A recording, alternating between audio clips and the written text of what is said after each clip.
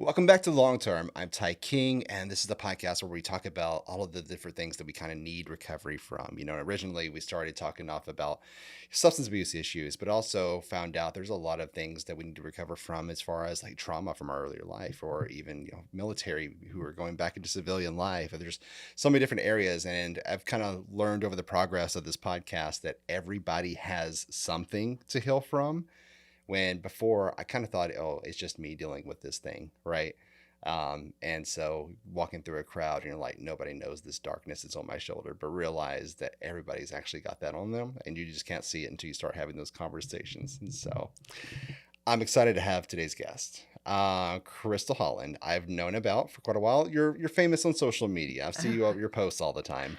And then a lot of the recovery, events and things I've gone to, I think I've passed by you, but we've never actually had a conversation. So I wanted to schedule this so that we can have a time to sort of talk here, and I can learn about you because you are one of the main players in the recovery scene, especially here in Arkansas. And it's a lot of pressure, right? No pressure. Thank you. No problem. So, Crystal, how are you, by the way? I'm good. You're good. I am good, but I shared with you earlier, I decided to stop vaping yesterday. So Yeah. I'm making Congratulations. it. Yeah, I'm making it. It's another one of those crutches, that I got to Yeah. let go of in life. So Do you feel any better yet? I know it's only been a day, but I do. Yeah. Like my central nervous system has already started kind of regulating back down, and I'm a little better. I noticed that with myself too. I did it for a while, and I don't know why. You get sucked into like, well, this isn't nearly as bad as smoking cigarettes. You know what I Right. mean? Because I used to smoke cigarettes a long Right. time ago, chain smoking. But then I was like, this little vape thing, it's just vapor that goes in. You know what I mean? It might be a little nicotine or whatever, a little kick, And then I just hit it where I'm stressed out. Turns out I'm stressed out all the time. Right. That's the problem, right? Right. It sleeps in the bed with me. So. Yeah. And the moment you're like, okay, you know what? I'm just not going to do this. Mhm. I'm not going to worry about charging these batteries and going buying cartridges and yada, yada, yada, yada. And like the next day, you're kind of like, I feel a little bit healthier. I know I probably biologically I'm probably not very different, but I feel better. What's crazy is I actually woke up at 4 o'clock this morning having withdrawals. Like I was sweating, and I'm like, what in the world, And I'm like, I'm having withdrawals from this thing. So Yeah. it's day by day.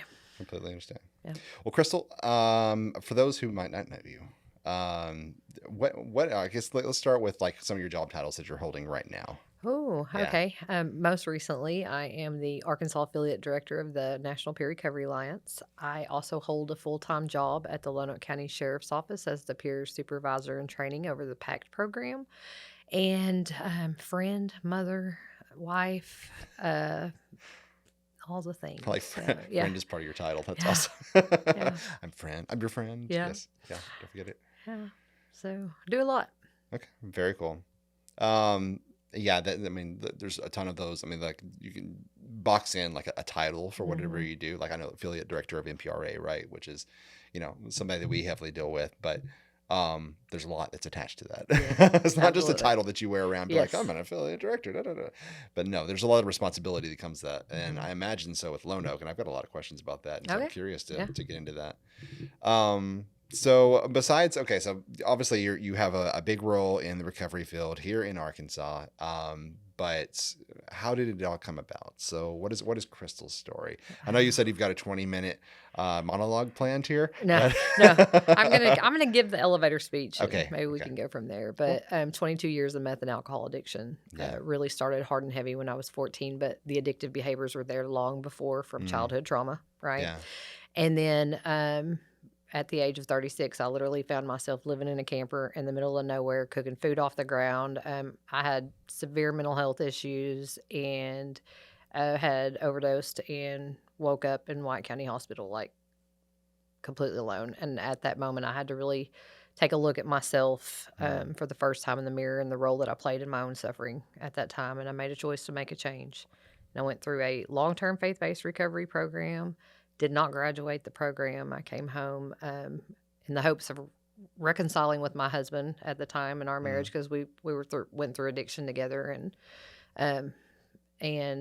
then about 2 years after that, after doing a lot of service work at Chrissy's House for Recovery, that's when I decided I want to be a peer recovery specialist, because what I was seeing was a lot of people did not qualify for faith-based recovery treatment, but still needed help with their addiction. And so I wanted to learn how to navigate kind of like the treatment system Yeah. and help everybody. So, That's awesome. yeah. So you went, what does it mean to go through a long-term recovery program? So it's the minimum is 6 months that you stay Okay. there. And they're like discipleship programs, is what I want to say. So you really get hard and heavy into like the Bible and Yeah. who Jesus was and like biblical principles, which are, Okay. a lot of it is really similar to recovery principles and things like that. And you don't work while you're there. It's just kind of like a healing, gave me a place to really sit down and heal.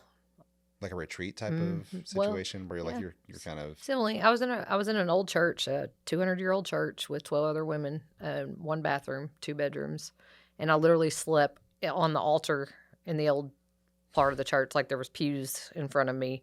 My bed was on top of the altar, and so that's interesting. it Yeah. was floor was falling in. We had to walk on boards across it, but it's Wow. what I needed. So Yeah. You say you didn't finish that one, no, or I didn't.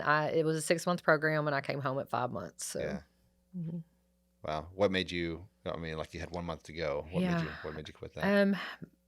Like I said, my husband and I had been separated for a long time. Yeah. Like through the last 3 years of our addiction, it was like I was more addicted to him than I was the drug and what he was doing, and Yeah. accusing him of everything I was doing. So we weren't together, but he had my children, and they were kind of split up.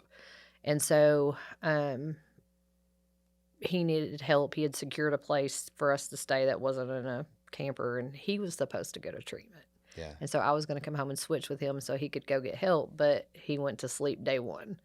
And so I was like, here we go. We're having to navigate that and deal with that. But it went really well for the first 2 years. I'm like, hey, this is my plan, and you're going to follow me. And literally for like that whole first year, I went somewhere every night of the week. Yeah. Like I was at some kind of recovery function, recovery group, recovery meeting, whatever it was, every night of the week. And you're coming with me. So.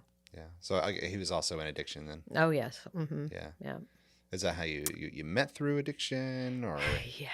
Yeah. Yeah, he was my dealer. So I started off. My husband married to my dealer. I mean, it's not funny, but looking back, it is kind of funny because I Right. had it pretty easy. Well, we kinda like have to I laugh never about had, these I never had. It was always there. So yeah, I met him. He had only been out of prison for 3 months, and I got pregnant within 3 months of meeting him, and so we just kind of trauma bonded our way through 16 years of addiction. So Yeah. yeah. Meth and alcohol. Mine primarily was alcohol first, and then I would go on bingers and didn't want to come down, Yeah. wake up. So I would switch to meth, and next thing you know, it was 3 years later. And so it was like this back and forth. His was primarily meth. So So I've heard that a lot of like people start off, on alcohol and then like progress. Like to me that seems like, I mean, you're jumping a huge chasm there, but Yeah. like it's a jump from alcohol to, which is a legal, substance that's distributed. I mean, it's taxed and blah blah blah blah yada yada. But then also jumping over to a completely illegal drug that we know like destroys us, methamphetamines. know. Yeah. So what's crazy is in high school, like when I said the bottom fell out in high school between 14 and 18, I had alcohol poisoning several times. Uh-huh. I was in and out of every like mental health psychiatric treatment center in the state Yeah. of Arkansas. I did 30 days in Pulaski Juvenile Detention Center. And it wasn't until my senior year of high school, my parents were getting a divorce. I started noticing weird behaviors in my dad, at the time. Yeah. And my dad was doing meth. And I'm like, okay, well, he looks like he's in a great mood all the time, because this Yeah. was the beginning of his addiction. And so I started trying it, and all of the the insecurities, the self-confidence, all that like disappeared in the beginning when I started doing it. So it was like this magic superhero drug for me. Yeah. Until it wasn't. So did you learn from them? Or was it your dad and your mom, or No, just my dad. just your dad? So yeah, I mean, I didn't do drugs with him until later Yeah. in my addiction, but we did use together at some point, and it was never a good relationship. So Did you start seeing him when he was like using drugs when you were a kid, or like how long was he? no, it was my senior year in high school. Oh, So that- like he had a problem with alcohol for a Yeah. long time, but it wasn't until my senior year in high school. So Yeah, my father was mhm. very strong alcoholic. You know what I mean? Like in the morning, you knew he was awake because you heard the beer cracking in the living room. You know what I mean? And there was times when like he would like come home, and of course the clothes go wherever. And then the next morning, my mom's like picking up his pants or whatever, and like finds, a container of like some questionable substance. And like, we never knew for sure if he Mhm. was or was not doing any kind of, hard drugs or whatever, but like, it was just, pretty suspected. We just Mhm. never got a confirmation on any of that. But Yeah. that's crazy. So your dad might have been using for quite a while, and then you only noticed it until your senior year. Yeah, probably. Yeah. Yeah, I was pretty oblivious to it because I remember my friends would tell me all the time, like, I think, but I didn't even know what meth was or anything like that at the Mhm. time. And so I wasn't really even introduced to it until my senior year, the year before. So Did you end up graduating high school? I did 6 months pregnant. Yeah, somehow. Wow, I you do were not know pregnant too. how. Yeah, I Okay. did. Yeah. And so had my son, and what's crazy looking back, this was part of some of the issues I had too was, you know, I was given the option abort, adopt, or get out of the house. And part of me wanted to be a mom so bad. Like I wanted to take care of this child and like I needed this child in my life, but I didn't Mm, I didn't know how to be a mom at that yeah. time. By the time he was 6 weeks old, his dad had dropped him. He had a transverse skull fracture. He was air flown from Fort Smith to Little Rock. That's where I was staying at the time. 6 weeks after that, I lost him to DHS custody because I Wow. tested positive for meth. Mm, And I learned how to fake the funk at that point, yeah. do everything I need to do to try to get him back in my custody. And had they have drug tested me, this is what's crazy is had they had drug tested me the day they put him back in my custody, I would have failed for meth. Like I had Mm, learned to, fake it. And I even went as far as the foster home that he was staying at. I started dating the woman's son so I could see him more, just all those manipulative behaviors. So yeah.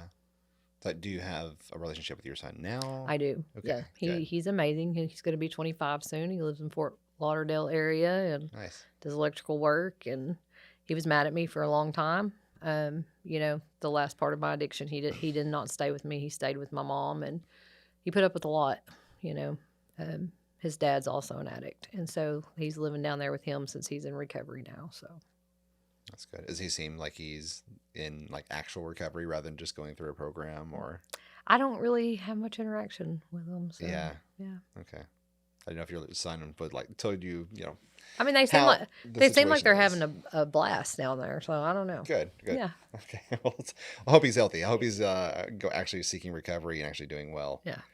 Um, yeah, it's kind of insane. I've heard lots of stories, especially in the foster care system, where if it's situations you don't really think about, if you're like the outsider, right? If you're Mhm. somehow a citizen of this country and you've never had an interaction with somebody that's been on, some sort of substance, or you've never been related to anybody that's ever had, a drug charge or whatever, which those are few and far between, but like your perception is based off of movies and television, and it's just like, okay, the person's a drug addict, let's put them in jail. Mhm. And then but there are like serious consequences, and like there are more victims than just the person that you're talking about that committed that crime, right? So especially when you have a situation where there's two parents, both of them are addicted to some sort of substance, and they have children in the house. Lots of times it's something I never really thought about. And like in the foster care system, how often common it is for, let's say, if one of the parents is arrested, and then it's on the other parents to take care of the Mhm. children. And usually, like,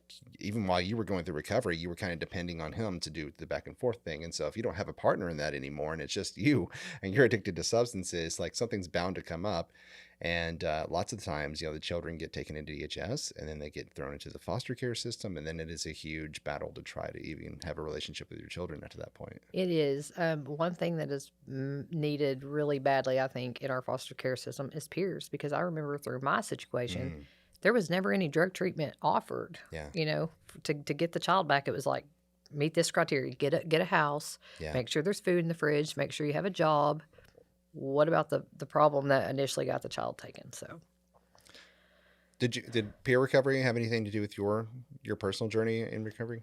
I didn't know Yeah. anything about peer recovery until, like I said, about 2 years in, I started seeing Jimmy and actually Stacy Frank. She's a peer recovery specialist. Mm, I knew her in my addiction. I saw what she was doing, and I started going to her life skills classes at Jacksonville Counseling Associates. So yes, it did actually. I just remembered that. okay. I got to see a little bit about what it was and what she did, and that taught Yeah. me a lot. And her and Kelly McHughes kind of took me under the wing and mentored me a little bit there in the beginning. So, Yeah. yeah, I think it's always, I mean, I'm preaching to the choir now, but of it's useful to know that you're alongside somebody that's been through the same situation. Like they obviously made it out, and they're offering a hand down to try to help you up. And absolutely. yeah, for Yeah, sure, it's a key piece I think of anybody recovering over anything is knowing that you're not alone for one, 100%. Yeah. and you have support. And I assume that's a lot of what you do at Lone Oak. Yes. I'd love to hear what you're doing there because I don't know of a whole lot of people that actually have peer recovery positions inside of county jails, and so that's interesting, especially the loan part to me too. Yeah, so there's a lot that we do there. I can remember looking back, it's so crazy. Walking when I was incarcerated a lot towards the end of my addiction, it was always county jail. I'd never been to prison, Hmm. misdemeanor Molly. Never had any felonies, but but I remember Misdemeanor Molly is that's what that? it's just Okay. a lot of misdemeanors. But I remember walking in the jail one time and being like, it would be so nice to come Hmm. back. It was like one of those affirmations, I guess, Yeah. that and then when the time came for me to get the job there, I didn't think I was going to get it because Jimmy McGill had actually called me or showed me all of these Facebook posts that I had made about Sheriff Staley Yeah. and my addiction. Mm. Talking about how much I hated him and Yeah. how not, He's just the like, enemy. Yeah. yeah, all these things. And I was like, oh, so I didn't even Hmm. think I was going to get it. But God works in mysterious ways. And the sheriff and I got to sit down and have a talk. I got to apologize to him, and we got to talk about what his vision was. And anyways, I did get the position there. Originally started as an overdose responder, so I was one Hmm. of the first 6 overdose responders in the state of Oh, Arkansas. wow. So that put a peer and an investigator together. We would go and respond to the overdoses in our county. I would try to offer the victim resources while she would try to track down kind of where the drugs came from. So that's what we started out doing. And then Michael Springer came on as a volunteer with us, and we kind of brought the PAC program back to life. It had fallen apart during COVID, Hmm. a little bit, and they had the original idea and what they wanted, what it looked like, and then what we did is we kind of revamped it from the bottom up, and we created a jail program that is multiple pathway based. They do about 25 hours a week of classes. We have peer led classes, peer led groups. We have multiple pathway approach. We have everything from 12-step fellowships to biblical studies to just you name it. We got it in there. And we have about 25 volunteers that come in at night and do these classes. Almost every single one of them are in recovery themselves. And we have 4 peer specialists that work there with us. We all do something completely different. Right now, my focus is a lot with the guys that are in phase 2 of the program. So when they leave the jail, they have to go into like a sober living recovery home for at least 6 months.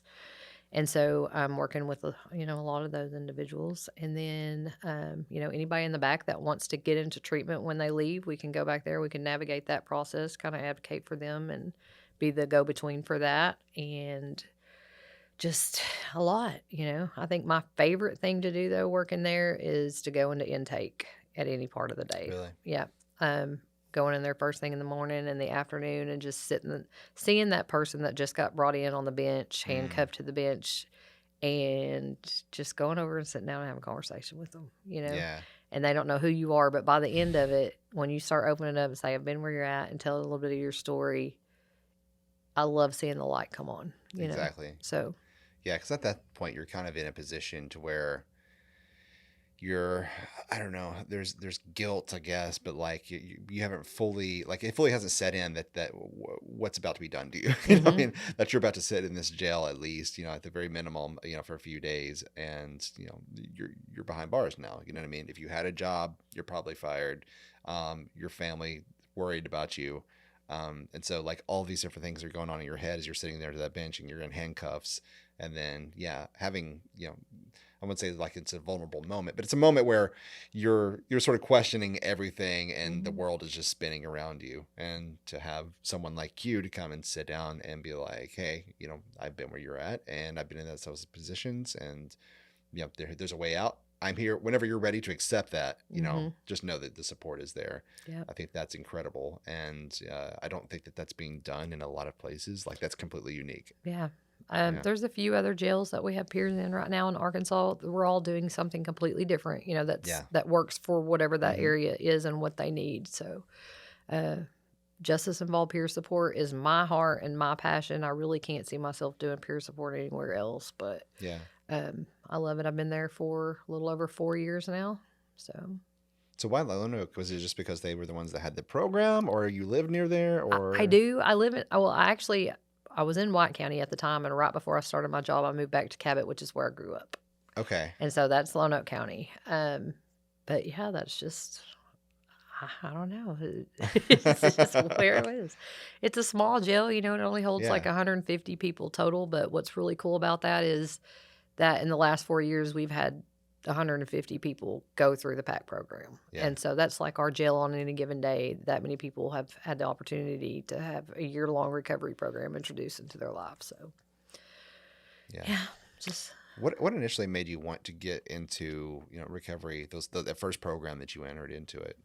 I had reached a point where um, I knew that I had to make a choice to do something different, that it was either live or die at that point, because Mm, I did not want to live anymore. And so when I had survived that attempt to end my life and woke up and, was completely alone and had to really look at myself for the first time ever, I was like, okay, you're going to have to do something different. And a friend of mine who actually had 10 years clean, and I was, one of the reasons that caused her to have a reoccurrence, was the one that was there for me and said, hey, I can help you out. yeah. And so at that point, what did I have left to lose? Mm, So, yeah. I mean, I mean, you had a lot to lose. yeah, Yeah, for sure. There's so many people that are in that position, and I mean, like you mentioned, you kind of went really fast through it, but like there was a point where you were just out camping and cooking food you found on the ground. yeah, A lot of people don't make it out of those situations. A no, lot of them, either overdose or end up losing their life one way or another. And so, like, it's amazing that you've been able to uh, take the situation that you came out of. I mean, find recovery for one, but now you've made a career for yourself in helping other people come out of that situation.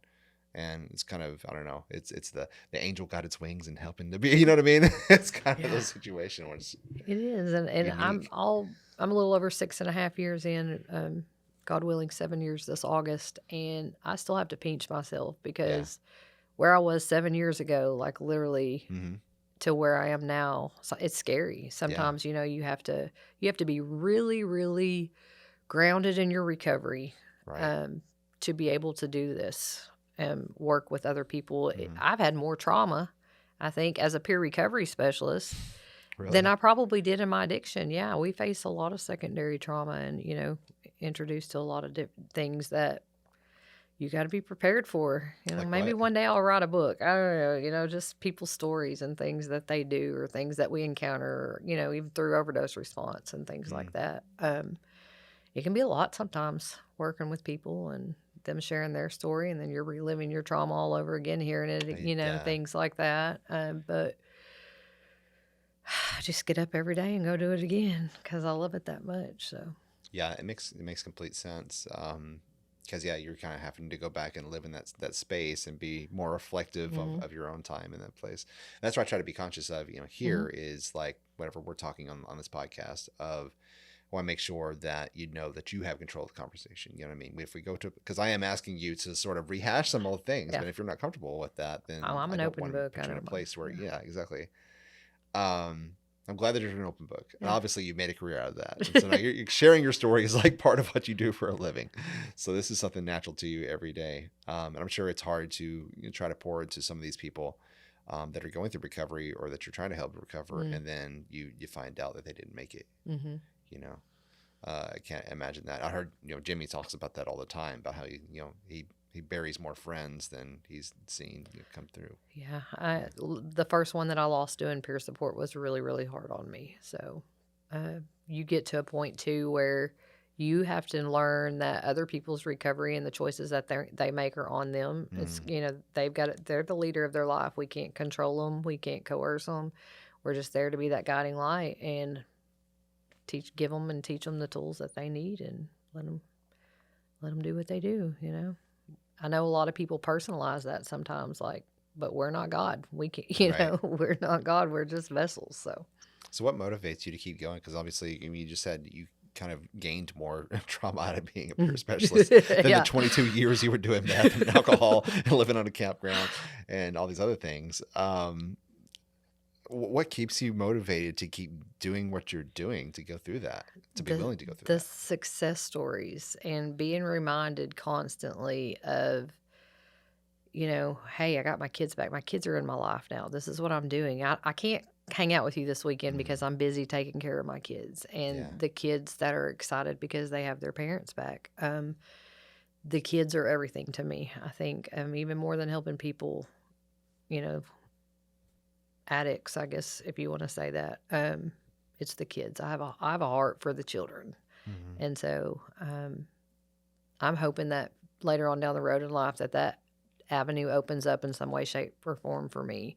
But if I could go back, oh, and it makes me want to cry talking about it sometimes, between the age of 14 and 18, with those high school kids, the ones that are lost, the ones that are broken, that's where I would be in the trenches with peer sport. Yeah. So, It's kind of where you started too. yeah, Yeah. yeah, Senior year. yeah. Do you have any, are either one of your kids live with you now? I have three. So I have one that's fixing me 25. I have a 22-year-old, and then I have an almost 19-year-old. The 22-year-old he still lives at home with me. My 19-year-old, she graduated. She moved out. She got her own place. She's, living her best Independent. life. Yeah. Yeah. I'm so proud of them. I'm proud of all my kids. That's awesome. Thankfully, they learned from me, and what they did not want in life. And Right. I'm blessed that I have a relationship with all of them, and that they can come and talk to me about anything. I love that. Yeah. Missed out on a lot when they were teenagers, for sure. That was the rough patch. But now that they're adults, it's a whole different relationship, Yeah. and I think it's my favorite. So 7 years in recovery. And, I think it's so easy that we can almost become our parents without trying, you know what I mean? Because hmm we kind of learn, lessons from them. And obviously, with your dad, and then that's kind of how you got it started. But you've broken that cycle. What did you do differently with your kids when they were in high school, coming up on that graduation year? How did you help them, prevent going down that road? I never parented by fear, I guess is what you could say. Like, I remember I couldn't make a move in high school. My mom was right there. Love you, mom, if you're watching. But it was just I was always open. We had open conversations. I remember my son prom night his senior year, and he told me what he was doing that Mm, night. Like, hey, me, the whole football team, all of us were out here. I literally talked to him up until 2 o'clock in the morning. He had a designated driver, and I'm like, okay, this is what it is. Well, that night, the police had came to that party, and they all took off running in the woods. And one individual, I guess, had drank too much alcohol, maybe had mm, alcohol poisoning, and was passed out. Well, my son and two other people went back to get him, and as a result, they got in trouble. oh, They were on the football team, they were on all the things. He went to jail that night, mm-hmm. and he was actually living with my mom at the time, but I'm the one that showed up to the police station, and I'm like, yep, football coach is getting the phone call. Yeah. Everybody knows that he had to suffer consequences for that. But had he had not called me, had he been afraid, Mm-hmm. to go back or anything like that, what if the what ifs, Right. he could have went and got in a car with somebody and kept running through those woods, but he didn't. And he tried to be, I don't know. I really don't know where I'm going with this, but just that I'm proud of my kids for Yeah. talking to me about things and not hiding things from me and being open and honest with what they do. And my son, my 22-year-old, was going through something not too long ago, and he was like, I was afraid to tell you because I was embarrassed. And I was Yeah. like, but you did tell me, and this is where we're at right now. And so that relationship is something I didn't have, Mm, that yeah. non-judgmental parenting. Exactly. Yeah. So, Yeah. Same here. yeah, Where it's like, oh God, I don't want to tell anybody like this. But yeah, you built that relationship up where, like, obviously he trusts you enough to come back and talk to you, yeah, and the fact that he went back after this other person that was potentially, yeah, that had alcohol poisoning or whatever happens, was trying to do the good thing and come and rescue that person. I mean, you're kind of mixed up when you're in yeah, teenage years anyway. yeah. But yeah. So. Yeah. Are they proud of you for what you do now? I think they're a little annoyed by it. They think it's really cringe that I'm on social media and stuff. Mom's not Mom's cool. on Facebook again. Yeah. Yeah. I try to be really careful with like when I talk about them too much or what I did. Mm, I'm open with them. Like I have apologized to them 100 times for being a crap mom, and they yeah. still bring up some of the stuff that I did. Right. Hey, do you remember when you did this, or do you remember when I did that? And um, there's there's just not much else I can say except that I've owned it. Yeah. Like I did these things. I'm Right. gonna admit I did these things to you, and they were wrong. But I'm not gonna be that person anymore. And even going into my recovery, I didn't make them any promises. Mm, I was honest with them about what I did, what I was yeah. going through, and hey, I'm gonna keep walking one day at a time. So I still haven't promised them anything, I don't think. But Yeah. yeah, I try to be mindful of their privacy and things like that. But Have you been able to, I guess, forgive yourself from everything that happened to you or that you did? that was Yeah. the most powerful thing I think I've done in my recovery Mm, was the forgiveness to myself. that's awesome. Yeah. How'd that come about? I really don't. I don't know the time and I don't know the place. Altar call, I want to say, but Mm, I had to, right? Like I don't even know how to like I had to let go. I had a lot of people to forgive. I had a step grandfather I had to forgive for doing the things he did to me as a yeah. child, right? That carried on. And then all the things that I did to myself because of my addiction, the trauma that I Mm-hmm. imposed on myself throughout that. Um, I had a lot of shame. I had a lot of guilt. I had a lot of remorse that I just had to lay down and let go. And little by little, just, onions, onion layers started peeling off. And today I am proud of myself, because I have been transparent and open about something that a lot of people want to keep hidden and not talk about. So Yeah. I am, I know my and again, y'all are watching, I know it's okay. They, they weren't like that, they were Yeah. a lot of families, we sweep it under the Mm-hmm. rug. We don't talk about it. We definitely don't publicize it like Sure. that old school mentality. Whereas I'm like, you know, here we go. We're gonna talk about it. I So think that, yeah, and that's still, I mean, something we still fight here in modern yeah. society, where it's just like there are some things that are just too taboo to talk about. You know what I mean? And Hmm. like again, like I said, a lot of people's perception of what it's like for somebody to go through addiction or jail or prison or reentry or whatever, like it comes from movies and books and TV, and so and it's not ever presented the way it Yeah. actually is. Yeah. It's really rare when you find something that's like very similar to real life.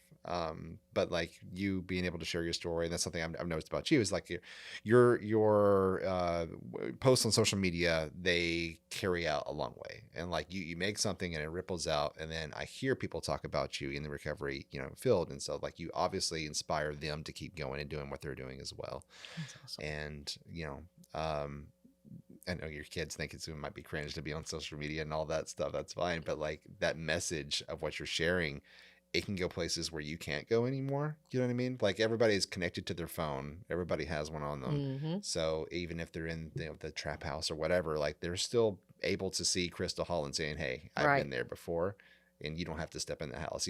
Right. And what's crazy is those same people come back and make TikToks with me later for the next Isn't person. that And crazy? that's what I tell them. Yeah. Like, that's one of their things. They're like, well, I used to watch you. And I'm like, oh, yeah, well, let's do a TikTok together. That way the next person can watch you, So Yeah. that's the cool thing about it. Exactly. Well, it seems like you keep rising too. You keep inspiring more people, and obviously, and like this affiliate director position that you just received from the NPRA. I don't know what all the responsibilities. I'm sure it's a lot, but like to be an affiliate director for an entire state for a national program, yeah, it kind of Yeah. seems very, very, very big. This recently just happened, so I'm still kind of developing my own goals Mm-hmm. and all that from where I want to take it. Right now, my main goal with that is to, I've only even had one meeting with some of the other states, like one national meeting so far, and gotten to meet everybody. But with Arkansas, the workforce is growing so big, Yeah. and we have an amazing. Casey's amazing, with what he Mm-hmm. does, and they're really honing into all that. But we have a lot of peers that nobody knows what they're doing out there because they're. And I want to spotlight peers in Arkansas. Yeah. I want everyone to see besides the 7 people that you probably already see, who's doing what where. So we have those networking options. And right now I'm releasing 2 people a day and what they're doing and where they're working at. And just even I'm blown away because I don't know everybody anymore. There's not Hmm. really many options to get out and meet other peers, especially when we're scattered out everywhere. So, Yeah. This does seem like the central hub of mhm, the US where like peer support recovery is huge. massively growing. Yeah. It is, and I was blown away because it's a profession here in Arkansas. It's a respected profession. Right. In other states, it's not. I mean, it's a minimum wage. Hmm. It's not, you know, like it is here. The opportunities aren't there, and so what we want to do is be more unified, empowered workforce, kind of a union type, where we can get the same credentialing, the same opportunities across the board, and kind of make it spread wide, I Yeah. guess. So. So what would you like to see happen, I guess, here in recovery or programs or just overall maybe reception or, doing away with the, stigmatism that comes with it? Um, the kids, they are the silent majority. I'm going to go back to that. They Yeah. really are. They are the silent majority. All the kids that have been affected by parents with addiction, and Yeah. there are no resources out there for them. There are no resources Right. out there in Arkansas for 16-year-olds like me who had to go to Bridgeway every time, they got on a bender um, for some kind of recovery program, Mm-hmm. some kind of rehab, residential treatment, whatever you want to call it for the teens. Trying to nip it as early as we can, and even prevention in the schools and earlier. So that's my hope So for. Red Ribbon Week isn't working. No, No. don't just say no. Just say no. Yeah. Yeah. Yeah, I've had those conversations a lot where it's like, because everybody sort of remembers having those weeks. You wear pajamas on Friday, or Mm-hmm. everybody wear blue on this day, Yeah. and then you had what was the other one? A Dare coming in, and like yeah, and I remember even them bringing in like the golf cart where they put like the beer goggles on you and all Yeah. that stuff to make it seem like you're inebriated when you're drunk, and like it doesn't respond to your. I remember all that stuff. It was like I never once thought about any of that stuff when I started drinking. You know what I mean? And it's like and everybody I've talked to that have done like hard drugs because I've never done that, but like everybody that started their addiction, I've asked them the same thing. It's like, did any of that ever like cross your mind whenever you like somebody presented you here, do this? Like, oh no, like it's a Uh, fun little silly thing you do at school, and it's just an excuse to I guess break the the usual Goes into homecoming. yeah Homecoming pepperelli the next week. So yeah yeah. exactly right. So I don't think that we're really taking prevention seriously in No, schools. I No, don't think so. yeah. Checking the box. So you've got some ideas of how to fix that. Um, I have I have You dreams. have I have dreams. Yeah. hopes right now. My plate's too full to sit down and have any conversations about it, but I'm hoping that the right people are out there in movement, and I think they already are. I know Archway, got that grant not too long ago from AORT for Hmm. a prevention peer. I Right. think to develop the curriculum for that. So I know it's kind of in the works, but just what that looks like moving forward, I can't wait for. So I Hmm. think that's going to be a game changer. Yeah. I've kind of come to the conclusion of like it's kind of a 3-point problem. You know what I mean? I know it's like it's multifaceted and there's lots of different ways you can go, but if you boil it down, it's to prevention. So starting early, you know, making a meaningful way for people or kids, you know what I mean, to know, that you do not want to go down this road, and to give them something different to keep them, because lots of times they do it not just to knock their parents, but also it's presented to them and they're in a situation where they're in a town where there's nothing else to do, Right. or it's just the norm for the rest of the people that are there, that smoke weed because everybody on my block smokes weed, that Right. type of thing. um prevention, and then of course rehab for people that do end up in being addicted, and then giving them the resources to actually build their life up. Obviously you had that. And then of course justice. Hmm. What do we do with that? There's drug court, there's all these other alternative sentencing programs, and then there are people that staunchly believe that there should be a long jail sentence, which we've seen this year that's come Yes. into place, right? um and it's like, what really works? And like, are we really taking a measurable stance on like what actually helps somebody rehabilitate versus what we just feel like should work? You know what I mean? Like, Hmm. let's look at something that's quantifiable. Yeah. Um, I am enjoying seeing the courts start sentencing people to treatment versus prison sentencing right Good. now. Even in Lone Oak, when I first started there, we did not go into the courtroom Mm, there. It was PAC program, drug court or prison, pretty much. yeah. And now we're starting to see people get sentenced to treatment. That's amazing.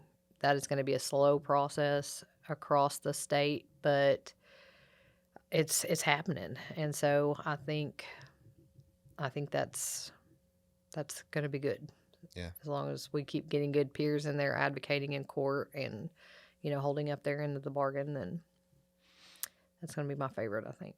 Since you've been in recovery, I want to ask you, because you've been 7 years now, have you found or like discovered or, you know, I guess discover would be the right word, but like anything about yourself that you learned that you never knew about yourself? Like, have you met Crystal? Lots, yes. Like, That Crystal is actually a morning person. okay. Um, that Crystal can get up and work a 8 to 4 job every day.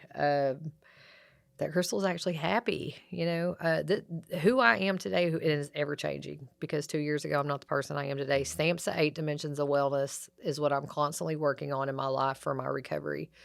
Jesus Christ is the core of my recovery and biblical principles, but I'm constantly working on something in the 8 dimensions of wellness for overall for myself. Wow. And so um, who I am today, if it's any indicator of who I am today and where I will be 10 years from now if I keep doing this, I just I'm proud of myself. I That's love good. myself today. I'm proud of myself today.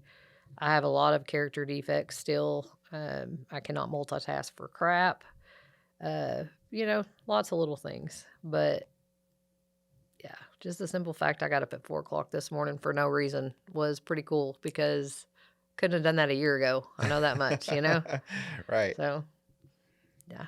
Yeah, I think there any kind of recovery from any kind of shadow that sort of hangs over you. You know what I mean? For me, it was like reentry, and then like growing up in a household where my dad was abusive and all that other stuff. I mean, it's like, okay, I spent 34 years in survival mode. Now I'm back out in the world, and like I've got to figure out how to do things out Hmm. here too. And so I would have to do things to sort of adjust myself where it's like, in prison you have your little lockbox and all that stuff, right? And so I would have to keep my soap and my toothbrush and my toothpaste and all that stuff in a bag, and I would have to put it in my dresser drawer because that was the closest thing. like I couldn't grasp the concept. It was just too much to think about, having my stuff sitting on the counter of the bathroom, because it's like, well, anybody can get to that. I feel like you've been Yeah. programmed so long. I've been like, okay, you don't have to be that cautious anymore. But yeah, once I was into a place where I was able to deal with, the stuff that my dad did and the stuff that led up into going to prison and the stuff that I saw when I was there, it's like, oh, I really haven't ever known myself, you know what I mean? And I haven't allowed myself, because I really had a disdain for myself. I just did not like myself, and Hmm. so it turns out I just never knew me. I was just assigning all those things that I had been through as my personality, like that's who I am, but that's Right. not right. They have Right. an influence on who you are and like cause you to be, like you learn from your mistakes, you learn from things that happen to you. And yes, there's bad, there's good that happens in life, but like you have to take time to actually be like, okay, well, who am I at my core? Because am I honestly at risk? I mean, honestly, you're doing that now. You've put on your cape and you're a hero now because you're going in and Ah, you're helping save people. Um, but Crystal today isn't the same Crystal that was there even like 12 years ago. You know what I no, mean? not at all. You're the same human being. You have the same name, but you're actually you now, and you're discovering more about yourself and growing as a person and helping other people. So Yeah. yeah, I don't think it's a journey we should ever stop. No, No, no, no, definitely not. It's beautiful. Healing is a beautiful thing. for It sure. really is. The world needs more of it, Yeah, whatever that looks like. Kindness. That's all I can give back today is kindness. yeah, So absolutely. Well, is there anything else you wanted to say on this one before we I don't think close so. off? I Yeah. don't have anything else to say. Okay. Just that I love Arkansas and I love recovery. Let's get it. Right. Let's get it. and you're proud of yourself. And like, there's so many people that are, like I said, that look up to you and are inspired by you and your story. Mm. And so hopefully this amplifies that just a little bit, and puts another drop in the lake, and this can ripple it out more further. Thank you for the But yeah, opportunity. no, no, for sure. And I'm like, you really are an inspiration to a lot of people. And seeing how can somebody go through 22 years of this and then become the person that you are? Because if Yeah. I had sat down and I met Crystal today, I would have never known any of that stuff unless you told me. Yeah. Like, it doesn't come out. So like, I'm like, okay, she's a career, she's going into politics, or she's an attorney or something. I don't know. That's great. She's got that area for Love me. it. Thank you all for listening. And if you are listening on this on any of your podcast platforms, you can find the video version of this on YouTube and vice versa. If you're watching this on YouTube, you can also find us on all the podcast platforms, from iHeart to Apple Podcast, Amazon Music, and any of the others. There's like 22. I can never keep up with all the different platforms that we're on, but we're on all of them. Which one do you prefer? If you listen to the story today and you think of somebody, it'd be like, oh, wow, I wish my friend could hear this, because they really need to hear that message today. Share this episode, subscribe, like it, leave a comment, engage. But the most important thing is to share this message with somebody who could receive this, that would really benefit off of hearing the things that Crystal has gone through, with those experiences, that there's some sort of comparison, and you're like, I would love them to come out of that, and I would love them to become a person just like Crystal has. Share this episode with them. And the worst that can happen is that they don't listen to it, but the best thing is that they could turn it all around, and they could help other people, come out of that very same thing. So thank you so much for listening again, and we'll see you in the next episode. Bye. Bye.